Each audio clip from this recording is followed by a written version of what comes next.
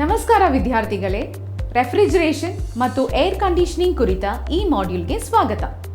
ಈ ಸೆಷನ್ನಲ್ಲಿ ಥರ್ಮೋಸ್ಟಾಟ್ಗಳು, ಟೈಮರ್ಗಳು, ಡಿಫ್ರಾಸ್ಟ್ ಹೀಟರ್ಗಳು, ಬೈಮೆಟಲ್ ಏರ್ ಲೂವರ್ಗಳು ಮತ್ತು ಇತರ ಸಿಸ್ಟಮ್ ಘಟಕಗಳಂತಹ ವಿದ್ಯುತ್ ಪರಿಕರಗಳ ಪರಿಶೀಲನೆ, ದೋಷ ಪತ್ತೆ ಮತ್ತು ಪರೀಕ್ಷೆಯ ಬಗ್ಗೆ ನಾವು ತಿಳಿದುಕೊಳ್ಳಲಿದ್ದೇವೆ.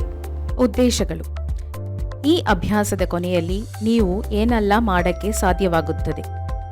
ಟೈಮರ್ ಪರಿಶೀಲಿಸೋದು ಮತ್ತು ಪರೀಕ್ಷಿಸೋದು, ಬೈಮೆಟಲ್ ಥರ್ಮೋಸ್ಟಾಟ್ ಅನ್ನು ಪರಿಶೀಲಿಸೋದು ಮತ್ತು ಪರೀಕ್ಷಿಸೋದು, ಡಿಫ್ರಾಸ್ಟ್ ಹೀಟರ್ ಪರಿಶೀಲಿಸೋದು ಮತ್ತು ಪರೀಕ್ಷಿಸೋದು, ಪಿಟಿಸಿ ರಿಲೇ ಅನ್ನು ಪರಿಶೀಲಿಸುವುದು, ಓವರ್ಲೋಡ್ ಪ್ರೊಟೆಕ್ಟರ್ ಅನ್ನು ಪರಿಶೀಲಿಸಿ ಮತ್ತು ಪರೀಕ್ಷಿಸಿ, ಇವ್ಯಾಪರೇಟರ್ ಫ್ಯಾನ್ ಮೋಟಾರ್ ಅನ್ನು ಪರಿಶೀಲಿಸಿ ಮತ್ತು ಪರೀಕ್ಷಿಸಿ,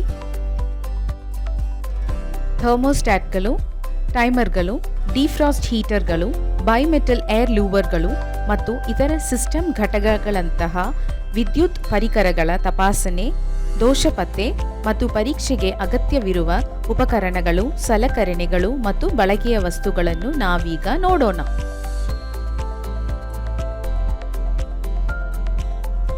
ಉಪಕರಣಗಳು, ಸಲಕರಣೆಗಳು ಮತ್ತು ಬಳಕೆಯ ವಸ್ತುಗಳು: ಕ್ಲ್ಯಾಂಪ್ ಮೀಟರ್ ಅಥವಾ tong tester, line tester 500 volts, cutting plier ಉದ್ದ 200 ಮಿಲಿಮೀಟರ್ಸ್, ನೋಸ್ ಪ್ಲೈಯರ್ ಉದ್ದ 150 millimetres, screwdriver set, multi strand wire 5 metre per 1 square millimetre, bulb holder, electrical test board, dry ice, frost free refrigerator. ಥರ್ಮೋಸ್ಟಾಟ್ಗಳು, ಟೈಮರ್ಗಳು, defrost ಹೀಟರ್ಗಳು, bimetal air ಲೂವರ್ಗಳು ಮತ್ತು ಇತರ system ಘಟಕಗಳಂತಹ ವಿದ್ಯುತ್ ಭಾಗಗಳನ್ನು ಪರೀಕ್ಷಿಸಲು, ದೋಷಗಳನ್ನು ಕಂಡುಹಿಡಿಯಲು ಮಾಡಬೇಕಾದ ಸಿದ್ಧತೆಗಳನ್ನು ನಾವೀಗ ನೋಡೋಣ. ಟಾಸ್ಕ್ 1: ಫ್ರಾಸ್ಟ್ ಫ್ರೀ ರೆಫ್ರಿಜರೇಟರ್ನಲ್ಲಿ ಬೈಮೆಟಲ್ ಥರ್ಮೋವನ್ನು ಪರಿಶೀಲಿಸೋದು ಮತ್ತು ಪರೀಕ್ಷಿಸೋದು. ಕೊಟ್ಟಿರುವ ರೇಖಾಚಿತ್ರದ ಪ್ರಕಾರ ಟೆಸ್ಟ್ ಲ್ಯಾಂಪ್ ಅನ್ನು ಹೊಂದಿಸಿ. ರೆಫ್ರಿಜರೇಟರ್ನಲ್ಲಿರೋ ಬೈಮೆಟಲ್ ಥರ್ಮೋಸ್ಟಾಟ್ ಅನ್ನು ಗುರುತಿಸಿ. ಇದನ್ನು ಸಾಮಾನ್ಯವಾಗಿ ಇವ್ಯಾಪರೇಟರ್ ಕಾಯಿಲ್ಗಳ ಹತ್ತಿರ ಅಥವಾ ಫ್ರೀಜರ್ ಕಂಪಾರ್ಟ್ಮೆಂಟ್ನಲ್ಲಿ ಇಟ್ಟಿರುತ್ತಾರೆ. ಥರ್ಮೋಸ್ಟಾಟ್ ಅನ್ನು ನೋಡಬೇಕಾದರೆ ಅಗತ್ಯವಿರೋ ಕವರ್ಗಳು ಅಥವಾ ಫಲಕಗಳನ್ನು ತೆಗೆಯಿರಿ. ಕೆಲವೊಮ್ಮೆ ರಕ್ಷಣಾತ್ಮಕ ಕವರ್ಗಳನ್ನು ಅನ್ಸ್ಕ್ರೂ ಮಾಡಿ ಅಥವಾ ತೆಗೆಯಿರಿ. ಓಮ್ಸ್ಗಳಲ್ಲಿ ರೆಸಿಸ್ಟೆನ್ಸ್ ಅನ್ನು ಅಳೆಯೋಕೆ ಕ್ಲ್ಯಾಂಪ್ ಮೀಟರ್ ಅನ್ನು ಹೊಂದಿಸಿ. ರೆಸಿಸ್ಟೆನ್ಸ್ ಮಾಪನಕ್ಕಾಗಿ ಕ್ಲ್ಯಾಂಪ್ ಮೀಟರ್ ಅನ್ನು ಸೂಕ್ತವಾಗಿ ಹೊಂದಿಸಲಾಗಿದೆ ಅಂತ ಖಚಿತಪಡಿಸಿಕೊಳ್ಳಿ, ಮುಖ್ಯವಾಗಿ ಕಿಲೋ ಓಮ್ಸ್ ಅಥವಾ ಓಮ್ಸ್ ವ್ಯಾಪ್ತಿಯಲ್ಲಿ. ಥರ್ಮೋಸ್ಟಾಟ್ನ ಟರ್ಮಿನಲ್ಗಳ ಮೇಲೆ ಕ್ಲ್ಯಾಂಪ್ ಮೀಟರ್ ಪ್ರೋಬ್ಗಳನ್ನು ಇರಿಸಿ. ಬೈಮೆಟಲ್ನ ಎ ಮತ್ತು ಬಿ ಬಿಂದುಗಳ ನಡುವಿನ ಕಂಟಿನ್ಯೂಟಿ ಅನ್ನು ಪರಿಶೀಲಿಸಿ. ಟೆಸ್ಟ್ ಲ್ಯಾಂಪ್ನ ಬಲ್ಬ್ ಉರಿಯದಿದ್ದರೆ ಬೈಮೆಟಲ್ ಥರ್ಮೋ ಸರಿಯಾಗಿ ಕಾರ್ಯನಿರ್ವಹಿಸುತ್ತಿದೆ ಅಂತ ಅರ್ಥ. ಬೈಮೆಟಲ್ ಥರ್ಮೋವನ್ನು ಡ್ರೈ ಐಸ್ನಲ್ಲಿ 5 ನಿಮಿಷಗಳ ಕಾಲ ಇಡಿ. 5 ನಿಮಿಷಗಳ ನಂತರ ಎ ಮತ್ತು ಬಿ ಬಿಂದುಗಳ ನಡುವಿನ ಕಂಟಿನ್ಯೂಟಿಯನ್ನು ಪರಿಶೀಲಿಸಿ. ಟೆಸ್ಟ್ ಲ್ಯಾಂಪ್ ಬಲ್ಬ್ ಆನ್ ಆದರೆ ಬೈಮೆಟಲ್ ಥರ್ಮೋ ಸರಿಯಾಗಿ ಕಾರ್ಯನಿರ್ವಹಿಸುತ್ತಿದೆ ಅಂತ ಅರ್ಥ.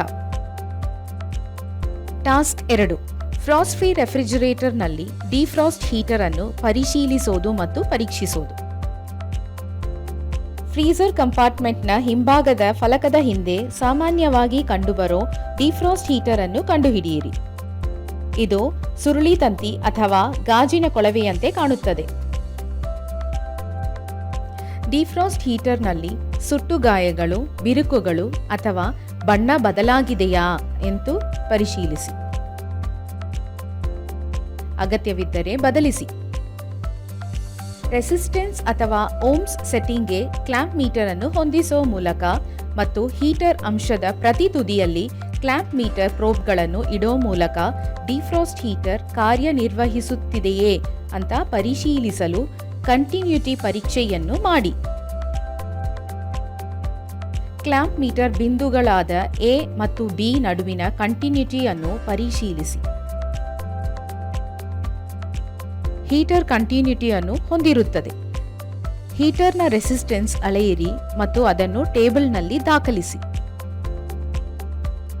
ಆಪರೇಟಿಂಗ್ ವೋಲ್ಟೇಜ್ 220 ವೋಲ್ಟ್ ಎಸಿ ಆಗಿದ್ದರೆ ಕೊಟ್ಟಿರೋ ರೇಖಾಚಿತ್ರದ ಪ್ರಕಾರ 2 ನಿಮಿಷಗಳ ಕಾಲ ವಿದ್ಯುತ್ ಮೂಲವನ್ನು ಸಂಪರ್ಕಿಸಿ. ಆಮೇಲೆ ವಿದ್ಯುತ್ ಮೂಲವನ್ನು ಡಿಸ್ಕನೆಕ್ಟ್ ಮಾಡಿ. ನಿಮ್ಮ ಬೆರಳಿನಿಂದ ಹೀಟರ್ ಅನ್ನು ಸ್ಪರ್ಶಿಸಿ ಮತ್ತು ಶಾಖವು ಉತ್ಪತ್ತಿಯಾಗುತ್ತದೆಯೇ ಅಂತ ಗಮನಿಸಿ. ಶಾಖವು ಉತ್ಪತ್ತಿಯಾದರೆ ಹೀಟರ್ ಸರಿಯಾಗಿ ಕಾರ್ಯನಿರ್ವಹಿಸುತ್ತಿದೆ. ಈಗ ಥರ್ಮೋಸ್ಟಾಟ್, ಟೈಮರ್, ಡಿಫ್ರಾಸ್ಟ್ ಹೀಟರ್ಗಳು, ಬೈಮೆಟಲ್ ಏರ್ ಲೂವರ್ಗಳು ಮತ್ತು ಇತರ ಸಿಸ್ಟಮ್ ಘಟಕಗಳು ಸೇರಿದಂತೆ ರೆಫ್ರಿಜರೇಟರ್ನಲ್ಲಿ ವಿವಿಧ ವಿದ್ಯುತ್ ಪರಿಕರಗಳನ್ನು ಪರಿಶೀಲಿಸುವ, ದೋಷ ಕಂಡುಹಿಡಿಯುವ ಮತ್ತು ಪರೀಕ್ಷಿಸೋ ಪ್ರಕ್ರಿಯೆಯನ್ನು ನೋಡೋಣ. ಟಾಸ್ಕ್ 4. ಫ್ರಾಸ್ಟ್ ಫ್ರೀ ರೆಫ್ರಿಜರೇಟರ್ನಲ್ಲಿ ಪಾಸಿಟಿವ್ ಟೆಂಪರೇಚರ್ ಕೋಎಫಿಷಿಯೆಂಟ್ PTC ರಿಲೇಯನ್ನು ಪರಿಶೀಲಿಸೋದು ಮತ್ತು ಪರೀಕ್ಷಿಸೋದು.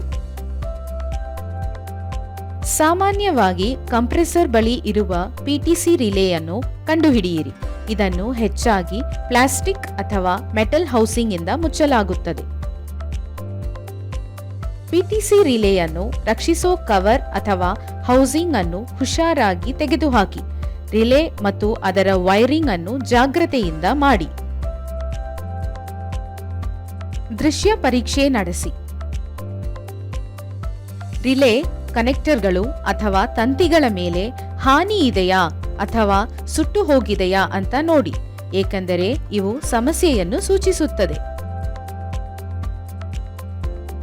ರಿಲೇ ಪಿನ್ಗಳು ಅಥವಾ ಟರ್ಮಿನಲ್ಗಳನ್ನು ಗುರುತಿಸಿ. ಸಾಮಾನ್ಯವಾಗಿ 3 ಇವೆ. ರನ್ನಿಂಗ್ ಟರ್ಮಿನಲ್ ಅನ್ನು A ಎಂದು ಗುರುತಿಸಲಾಗಿದೆ, ಸ್ಟಾರ್ಟಿಂಗ್ ಟರ್ಮಿನಲ್ ಅನ್ನು B ಎಂದು ಗುರುತಿಸಲಾಗಿದೆ ಮತ್ತು ಸಾಮಾನ್ಯ ಟರ್ಮಿನಲ್ ಅನ್ನು C ಎಂದು ಗುರುತಿಸಲಾಗಿದೆ. ನಿಮ್ಮ ಕ್ಲಾಂಪ್ ಮೀಟರ್ ಅನ್ನು ಕಂಟಿನ್ಯೂಟಿ ಅಥವಾ ರೆಸಿಸ್ಟೆನ್ಸ್ ಸೆಟ್ಟಿಂಗ್ಗೆ ಹೊಂದಿಸಿ. ರಿಲೇಗೆ ಜೋಡಿಸಲಾದ ತಂತಿಗಳನ್ನು ಡಿಸ್ಕನೆಕ್ಟ್ ಮಾಡಿ. ಕ್ಲಾಂಪ್ ಮೀಟರ್ನೊಂದಿಗೆ C ಮತ್ತು A ನಡುವಿನ ಕಂಟಿನ್ಯೂಟಿಯನ್ನು ಪರಿಶೀಲಿಸಿ. ಕಂಟಿನ್ಯೂಟಿ ಸರಿ.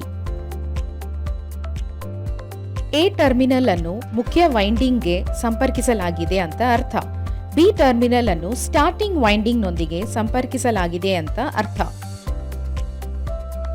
C ಮತ್ತು B ನಡುವಿನ ರೆಸಿಸ್ಟೆನ್ಸ್ ಅನ್ನು ಪರಿಶೀಲಿಸಿ. ರೆಸಿಸ್ಟೆನ್ಸ್ ಅಂದಾಜಾಗಿ 30 ಓಮ್ಸ್ಗಳಾಗಿರಬೇಕು. ರಿಲೇಯನ್ನು FHP ಕಂಪ್ರೆಸರ್ಗೆ ಸಂಪರ್ಕಿಸಿ. ಕಂಪ್ರೆಸರ್ ಅನ್ನು 5 ನಿಮಿಷಗಳ ಕಾಲ ಚಲಿಸಲು ಬಿಡಿ. ವಿದ್ಯುತ್ ಸರಬರಾಜನ್ನು ಡಿಸ್ಕನೆಕ್ಟ್ ಮಾಡಿ ಮತ್ತು C ಮತ್ತು B ನಡುವಿನ ರೆಸಿಸ್ಟೆನ್ಸ್ ಅಳೆಯಿರಿ.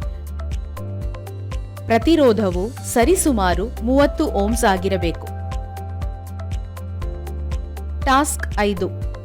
ಫ್ರಾಸ್ಟ್ ಫ್ರೀ ರೆಫ್ರಿಜರೇಟರ್ನಲ್ಲಿ ಓವರ್ಲೋಡ್ ಪ್ರೊಟೆಕ್ಟರ್ ಅನ್ನು ಪರಿಶೀಲಿಸೋದು ಮತ್ತು ಪರೀಕ್ಷಿಸೋದು. ಸಾಮಾನ್ಯವಾಗಿ ಕಂಪ್ರೆಸರ್ನ ಬದಿಗೆ ಸಂಪರ್ಕ ಹೊಂದಿರೋ ಅಥವಾ ಹತ್ತಿರದಲ್ಲಿ ಇರಿಸಲಾಗಿರುವ ಓವರ್ಲೋಡ್ ಪ್ರೊಟೆಕ್ಟರ್ ಅನ್ನು ಕಂಡುಹಿಡಿಯಿರಿ. ಇದು ಪ್ಲಾಸ್ಟಿಕ್ ಅಥವಾ ಮೆಟಲ್ ಕವರ್ ಒಳಗೆ ಇರಬಹುದು. ಓವರ್ಲೋಡ್ ಪ್ರೊಟೆಕ್ಟರ್ ಅನ್ನು ರಕ್ಷಿಸೋ ಕವರ್ ಅಥವಾ ಹೌಸಿಂಗ್ ಅನ್ನು ತೆಗೆದುಹಾಕಿ. ಕಾಂಪೊನೆಂಟ್ಗಳು ಮತ್ತು ವೈರಿಂಗ್ ಅನ್ನು ಜಾಗ್ರತೆಯಿಂದ ನಿರ್ವಹಿಸಿ. ಸುಟ್ಟು ಗಾಯಗಳು ಇದೆಯಾ, ಬಣ್ಣ ಬದಲಾಗಿದೆಯಾ ಅಥವಾ ಆಂತರಿಕ ಹಾನಿಯನ್ನು ಸೂಚಿಸುವ ಶಬ್ದ ಏನಾದರೂ ಇದೆಯಾ ಅಂತ ಓವರ್ಲೋಡ್ ಪ್ರೊಟೆಕ್ಟರ್ ಅನ್ನು ಪರೀಕ್ಷಿಸಿ. ಕಂಪ್ರೆಸರ್ ಟರ್ಮಿನಲ್ಗಳಿಂದ ಓವರ್ಲೋಡ್ ಪ್ರೊಟೆಕ್ಟರ್ಗೆ ಕನೆಕ್ಟ್ ಆಗಿರೋ ವೈರ್ಗಳನ್ನು ಹುಷಾರಾಗಿ ಡಿಸ್ಕನೆಕ್ಟ್ ಮಾಡಿ. ನಿಮ್ಮ ಕ್ಲಾಂಪ್ ಮೀಟರ್ ಅನ್ನು ಕಂಟಿನ್ಯೂಟಿ ಅಥವಾ ರೆಸಿಸ್ಟೆನ್ಸ್ ಸೆಟ್ಟಿಂಗ್ಗೆ ಹೊಂದಿಸಿ. ಓವರ್ಲೋಡ್ ಪ್ರೊಟೆಕ್ಟರ್ನ ಪ್ರತಿ ಟರ್ಮಿನಲ್ನಲ್ಲಿ ಒಂದು ಪ್ರೋಬ್ ಅನ್ನು ಇಡಿ. ಟರ್ಮಿನಲ್ 1 ಮತ್ತು 2 ಮತ್ತು 3ರ ನಡುವಿನ ಟೆಸ್ಟ್ ಲ್ಯಾಂಪ್ನೊಂದಿಗೆ ಕಂಟಿನ್ಯೂಟಿಯನ್ನು ಪರಿಶೀಲಿಸಿ. ಬಲ್ಬ್ ಉರಿದರೆ ಓವರ್ಲೋಡ್ ಪ್ರೊಟೆಕ್ಟರ್ OLP ಸರಿಯಾಗಿ ಕಾರ್ಯನಿರ್ವಹಿಸುತ್ತಿದೆ. ಟಾಸ್ಕ್ 6. ಫ್ರಾಸ್ಟ್ ಫ್ರೀ ರೆಫ್ರಿಜರೇಟರ್ನಲ್ಲಿ ಎವಾಪರೇಟರ್ ಫ್ಯಾನ್ ಮೋಟಾರ್ ಅನ್ನು ಪರಿಶೀಲಿಸೋದು ಮತ್ತು ಪರೀಕ್ಷಿಸೋದು. ಪ್ಯಾನೆಲ್ ಅಥವಾ ಕವರ್ನ ಹಿಂದೆ ಫ್ರೀಜರ್ ಕಂಪಾರ್ಟ್ಮೆಂಟ್ನಲ್ಲಿ ಸಾಮಾನ್ಯವಾಗಿ ಇರುವ ಇವ್ಯಾಪರೇಟರ್ ಫ್ಯಾನ್ ಮೋಟಾರ್ ಅನ್ನು ಕಂಡುಹಿಡಿಯಿರಿ.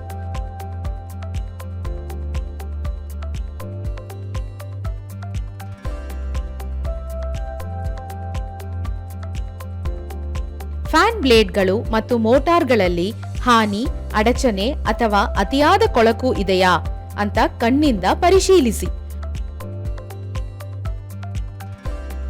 ಹಾಳಾದ ತಂತಿಗಳು, ಸುಟ್ಟು ಭಾಗಗಳು ಅಥವಾ ಭೌತಿಕ ಹಾನಿಯಂತಹ ಇರ್ರೆಗ್ಯುಲಾರಿಟೀಸ್ಗಳಿಗೋಸ್ಕರ ನೋಡಿ. ವಿದ್ಯುತ್ ಡಿಸ್ಕನೆಕ್ಟ್ ಆಗಿದ್ದಾಗ ಸುಗಮ ಚಲನೆಯನ್ನು ಪರೀಕ್ಷಿಸೋಕೆ ಫ್ಯಾನ್ ಬ್ಲೇಡ್ಗಳನ್ನು ಕೈಯಿಂದ ತಿರುಗಿಸಿ. ಬ್ಲೇಡ್ಗಳು ಯಾವುದೇ ಅಡೆತಡೆ ಅಥವಾ ರೆಸಿಸ್ಟೆನ್ಸ್ ಇಲ್ಲದೆ ಮುಕ್ತವಾಗಿ ತಿರುಗಬೇಕು. ತಿರುಗಲು ಕಷ್ಟವಾದರೆ ಮೋಟಾರ್ನಲ್ಲಿ ಯಾಂತ್ರಿಕ ಸಮಸ್ಯೆ ಇರಬಹುದು. ಇವ್ಯಾಪರೇಟರ್ ಫ್ಯಾನ್ ಮೋಟಾರ್ಗೆ ಕನೆಕ್ಟ್ ಆಗಿರೋ ತಂತಿಗಳನ್ನು ಡಿಸ್ಕನೆಕ್ಟ್ ಮಾಡಿ. ನಿಮ್ಮ ಕ್ಲಾಂಪ್ ಮೀಟರ್ ಅನ್ನು ಕಂಟಿನ್ಯೂಟಿ ಅಥವಾ ರೆಸಿಸ್ಟೆನ್ಸ್ ಸೆಟ್ಟಿಂಗ್ಗೆ ಹೊಂದಿಸಿ. ಟೆಸ್ಟ್ ಕ್ಲಾಂಪ್ನೊಂದಿಗೆ ಮೋಟಾರ್ ವೈಂಡಿಂಗ್ನ ಕಂಟಿನ್ಯೂಟಿಯನ್ನು ಪರೀಕ್ಷಿಸಿ. ಬಲ್ಬ್ ಉರಿದರೆ ಅದು ಕಂಟಿನ್ಯೂಟಿ ಚೆನ್ನಾಗಿದೆ ಅಂತ ಸೂಚಿಸುತ್ತದೆ. ಟೈಮರ್ ಮತ್ತು ಇವ್ಯಾಪರೇಟರ್ ಫ್ಯಾನ್ನಲ್ಲಿ ಬಳಸಲಾಗುವ ಅತ್ಯಂತ ನ್ಯಾರೋ ವೈಂಡಿಂಗ್ ವೈರ್ನಿಂದಾಗಿ ಕಡಿಮೆ ವ್ಯಾಟೇಜ್ ಬಲ್ಬ್ ಟೆಸ್ಟ್ ಕ್ಲಾಂಪ್ ಉಪಯೋಗಿಸಿ. ಮೋಟಾರನ್ನು ವಿದ್ಯುತ್ ಸರಬರಾಜಿಗೆ ಕನೆಕ್ಟ್ ಮಾಡಿ. ಮೋಟಾರನ್ನು ಚಲಾಯಿಸಿ ಮತ್ತು ಮೋಟಾರ್ ಶಾಫ್ಟ್ ಸ್ಮೂತ್ ಆಗಿ ಚಲಿಸುತ್ತಿದೆಯಾ ಅಂತ ಗಮನಿಸಿ. ಇದು ಮಾಡಿದರೆ ಫ್ಯಾನ್ ಮೋಟಾರ್ ಸರಿಯಾಗಿ ಕಾರ್ಯನಿರ್ವಹಿಸುತ್ತಿದೆ. ರೀಕ್ಯಾಪ್: ಈ ವಿಷಯ ಭಾಗದಲ್ಲಿ ನಾವು ಏನು ಕಲಿತ್ರಿ? ಟೈಮರ್ ಪರಿಶೀಲಿಸೋದು ಮತ್ತು ಪರೀಕ್ಷಿಸೋದು, ಬೈಮೆಟಲ್ ಥರ್ಮೋಸ್ಟಾಟ್ ಅನ್ನು ಪರಿಶೀಲಿಸೋದು ಮತ್ತು ಪರೀಕ್ಷಿಸೋದು, ಡಿಫ್ರಾಸ್ಟ್ ಹೀಟರ್ ಪರಿಶೀಲಿಸೋದು ಮತ್ತು ಪರೀಕ್ಷಿಸೋದು, ಪಿಟಿಸಿ ರಿಲೇ ಅನ್ನು ಪರಿಶೀಲಿಸೋದು ಮತ್ತು ಪರೀಕ್ಷಿಸೋದು, ಓವರ್ಲೋಡ್ ಪ್ರೊಟೆಕ್ಟರ್ ಅನ್ನು ಪರಿಶೀಲಿಸಿ ಮತ್ತು ಪರೀಕ್ಷಿಸಿ, ಇವ್ಯಾಪರೇಟರ್ ಫ್ಯಾನ್ ಮೋಟಾರ್ ಅನ್ನು ಪರಿಶೀಲಿಸೋದು ಮತ್ತು ಪರೀಕ್ಷಿಸೋದು. ಥರ್ಮೋಸ್ಟಾಟ್ಗಳು, ಟೈಮರ್ಗಳು, ಡಿಫ್ರಾಸ್ಟ್ ಹೀಟರ್ಗಳು, ಬೈಮೆಟಲ್ ಏರ್ ಲೂವರ್ಗಳು ಮತ್ತು ಇತರ ಸಿಸ್ಟಮ್ ಘಟಕಗಳಂತಹ ವಿದ್ಯುತ್ ಪರಿಕರಗಳನ್ನು ಪರಿಶೀಲಿಸೋದು, ದೋಷ ಕಂಡುಹಿಡಿಯೋದು ಮತ್ತು ಪರೀಕ್ಷಿಸೋದು ಮುಂತಾದ ಪ್ರಕ್ರಿಯೆಗಳನ್ನು ನೀವೆಲ್ಲರೂ ಅರ್ಥ ಮಾಡಿಕೊಂಡಿದ್ದೀರಿ ಅಂತ ನಾನು ಭಾವಿಸುತ್ತೇನೆ. ವಿದ್ಯಾರ್ಥಿಗಳಿಗೆ ಧನ್ಯವಾದಗಳು. ಮತ್ತೆ ಮುಂದಿನ ಸೆಷನ್ನಲ್ಲಿ ನಾವು ಭೇಟಿಯಾಗೋಣ. ಬಾಯ್.